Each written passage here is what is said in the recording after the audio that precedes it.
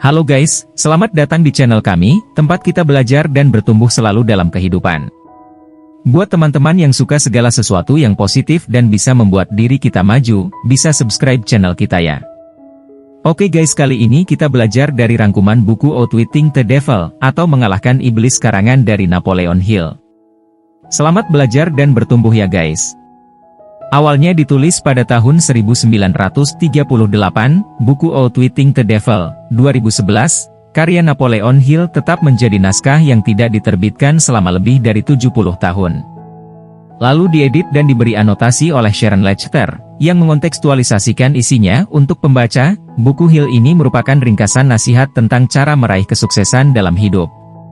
Pembaca sekarang memiliki akses penuh ke keyakinan pribadi Hill tentang kekuatan yang menghambat kita untuk menjalani kehidupan yang sukses dan prinsip-prinsip yang akan memungkinkan kita untuk mengatasi hambatan tersebut. Pendahuluan. Dapatkan nasihat yang sudah lama hilang dari seorang tokoh dunia yang luar biasa ini.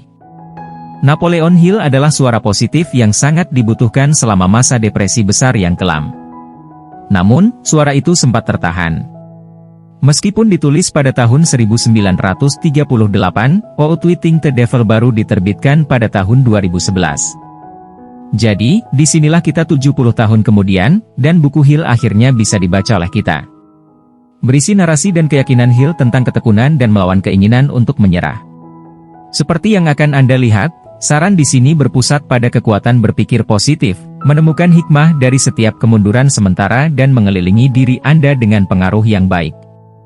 Di sini kita akan belajar 1. Cara menghindari menjadi seorang pengembara.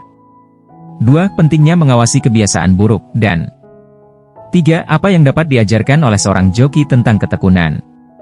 Poin pertama. Dipimpin oleh rasa takut dan bukannya keyakinan adalah penyebab utama kegagalan. Adakah mimpi yang telah Anda pegang selama bertahun-tahun namun takut untuk Anda kejar?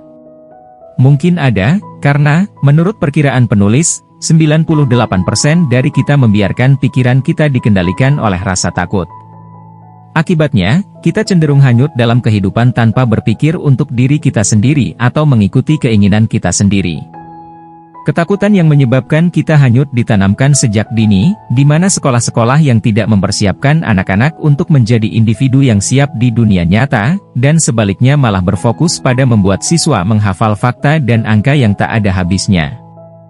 Penulis Napoleon Hill belajar secara langsung tentang rasa takut yang luar biasa dan kurangnya keyakinan mentalnya ketika dia bekerja untuk mencapai tujuan hidupnya, yaitu menuliskan filosofi pertama tentang rahasia dan kunci sukses pencapaian individu. Selama bertahun-tahun, dia telah mewawancarai orang-orang tentang kesuksesan dan kegagalan mereka, tetapi catatannya mulai menjadi tidak terarah, dan tentu saja tidak menghasilkan filosofi yang konkret. Dia buntu dan pikirannya diliputi rasa takut dan bimbang. Kemudian, suatu hari, dia mendapatkan pencerahan. Saat sedang berjalan-jalan dan menghirup udara segar yang sangat dibutuhkan, dia tiba-tiba dihadapkan pada sebuah suara yang terasa seperti dirinya yang lain, yang sedang berbicara kepadanya. Suara itu memerintah, dan mengatakan kepada Hill bahwa ia dapat menyelesaikan naskah bukunya tentang filosofi kunci sukses pencapaian individu ini, namun yang harus ia lakukan adalah berhenti menyerah pada rasa takut dan keraguannya. Hill kemudian percaya bahwa suara itu mewakili sesuatu yang kita semua miliki. Dia menyebutnya sebagai infinite intelligence, sebuah keyakinan yang berlimpah dan energi positif yang selalu bisa kita manfaatkan selama kita menjauhkan keraguan, ketakutan, dan kekhawatiran dari pikiran kita. Berkat suara ini, Hill mampu mengesampingkan rasa takutnya, melakukan pekerjaan yang diperlukan, dan menyelesaikan bukunya. Sebagai hasilnya, Hill menjadi penulis hebat pertama dari genre pengembangan diri, dan karyanya terus dibaca di seluruh dunia hingga saat ini. Dengan kata lain, Hill menjadi seorang non-drifter, yaitu seseorang yang tahu bahwa kunci kesuksesan adalah menjadi tuan atas pikiran Anda sendiri. Poin kedua. Untuk mendapatkan apa yang Anda inginkan dalam hidup, dibutuhkan pemikiran positif dan tujuan yang sangat jelas. Terobosan Hill terjadi, sebagian karena dia memiliki tujuan hidup yang sangat jelas. Jika Anda ingin meningkatkan peluang Anda untuk sukses, Anda harus menemukan tujuan hidup Anda sendiri. Memang, mengidentifikasi tujuan Anda adalah hal yang sangat penting, Karena kesuksesan seseorang seringkali bergantung pada apakah dia tahu apa yang dia inginkan atau tidak. Sekarang, pekerjaan ini tidak dapat dilakukan oleh orang lain untuk Anda. Baik sekolah maupun gereja tidak dapat menentukan jalan hidup Anda. Jadi, beruntunglah Anda dan semua orang di dunia yang memiliki hak istimewa yang tak ternilai harganya, yaitu kita semua dapat menentukan nasib kita sendiri. Bahkan dalam situasi terburuk sekalipun, kita memiliki pilihan, yaitu kita dapat membiarkan pikiran kita terisi dengan pikiran positif atau negatif. Sebagai contoh, banyak orang yang berjuang selama masa depresi besar, namun beberapa orang memiliki determinasi diri untuk tetap positif dan mencapai kehebatannya. Contohnya Henry Ford. Seperti banyak orang lain pada masanya, dia bisa saja membiarkan pikiran negatif yang ada mengaburkan pikirannya.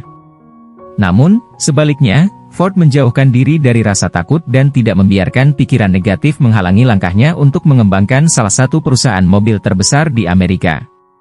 Pada akhirnya, tekad dan pemikiran positiflah yang membantunya menciptakan pabrik perakitan dan mewujudkan mimpinya untuk memproduksi mobil dengan harga terjangkau yang dapat dibeli oleh setiap orang Amerika kelas menengah. Jadi ingatlah, faktor penentu kesuksesan yang paling penting adalah apakah Anda memilih untuk berpikir negatif atau positif. Dan ketika Anda menggabungkan pemikiran positif dengan tujuan yang pasti dalam hidup, Anda akan terhindar dari nasib sebagai orang yang tidak jelas. Franklin D. Roosevelt adalah contoh yang bagus. Dia memiliki tujuan yang sangat jelas ketika menjadi Presiden Amerika Serikat, yaitu untuk menghilangkan rasa takut yang telah ada sejak dimulainya masa depresi besar dan mengalihkan fokus bangsa dari depresi menuju pemulihan. Ketika ditanya tentang masalah utama yang dihadapi Amerika Serikat, Roosevelt menjawab, "Ini bukan masalah besar atau kecil, namun kita memiliki satu masalah yang paling penting, yaitu menghentikan rasa takut ini dan menggantikannya dengan keyakinan positif." Ini adalah rencana yang pasti, dan akhirnya dia berhasil. Dan ini memungkinkan Roosevelt untuk segera mengambil alih kendali dan membawa Amerika ke jalan pemulihan. Seperti kata pepatah, Anda akan menuai apa yang Anda tabur. Dengan kata lain, hasil yang Anda dapatkan akan mencerminkan usaha Anda sebelumnya.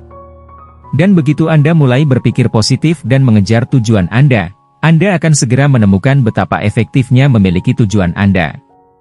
Poin ketiga, mengembangkan kebiasaan positif dan mengelilingi diri Anda dengan orang-orang yang memiliki kebiasaan positif, dan ini adalah kunci kesuksesan Anda.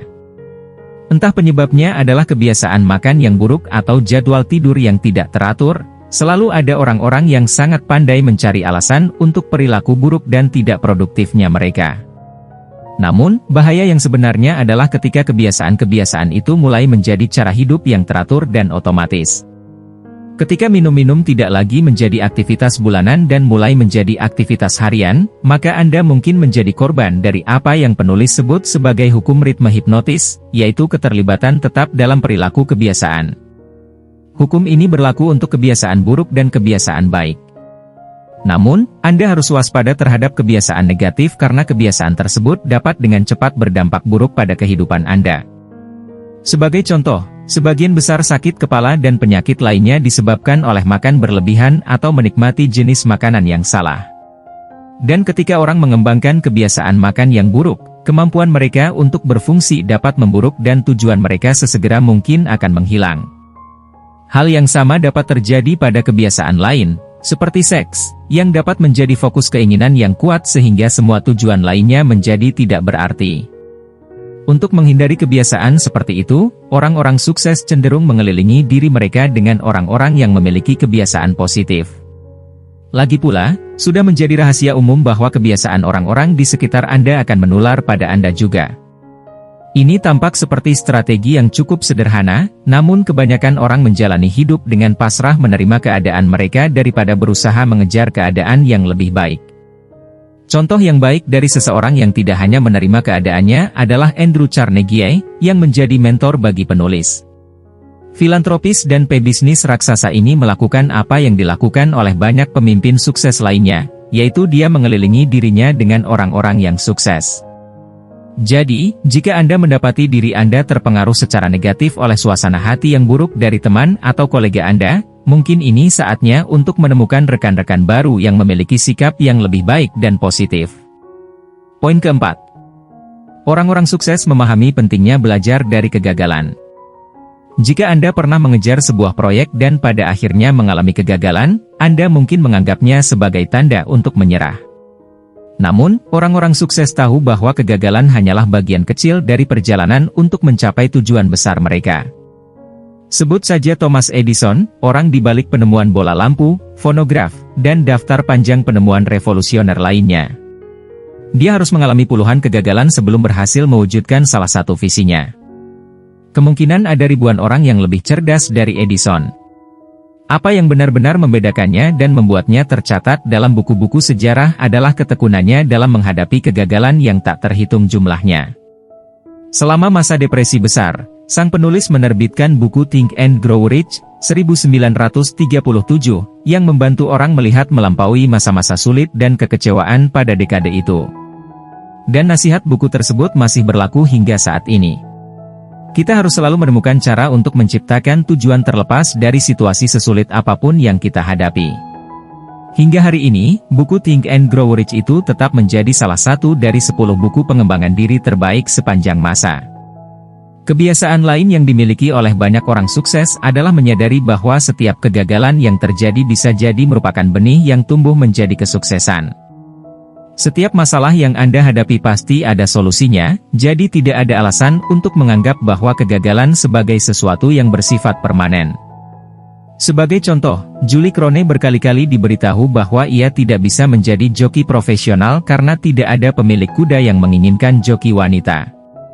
Namun Krone memiliki moto, tetaplah tampil. Dan benar saja, dia membuat para pemilik kuda itu kecewa hingga akhirnya mereka mengizinkannya berkuda. Julie Krone menjadi seorang joki juara. Bahkan, bertahun-tahun kemudian, USA Today mendaftarkannya sebagai salah satu atlet paling tangguh dalam sejarah. Jika Anda memiliki mimpi, jangan biarkan sikap negatif orang lain membuat Anda berpikir bahwa impian itu tidak bisa diwujudkan. Ringkasan akhir. Pesan utama dalam buku ini. Kita semua memiliki pikiran baik dan pikiran buruk. Terkadang suara hati itu menyuruh kita untuk terus berjuang dan di lain waktu menyuruh kita untuk menyerah. Untungnya, kita bisa memilih untuk mendengarkan suara positif dan mengikutinya sambil mengabaikan suara negatif dan mengesampingkan rasa takut yang menghalangi banyak orang untuk mewujudkan impian mereka. Dengan mengenali ketakutan kita, menggunakan kekuatan berpikir positif dan mengikuti rencana yang jelas, kita semua dapat mengatasi kegagalan dan mencapai impian-impian kita. Oke guys, sekian rangkuman buku kali ini, semoga bisa banyak bermanfaat untuk hidup teman-teman semua. Buat yang belum subscribe, bisa subscribe dan nyalakan notifikasinya, agar selalu menerima video positif terbaru dari kami. Selamat belajar dan selalu bertumbuh dalam hidup ya guys, bye-bye.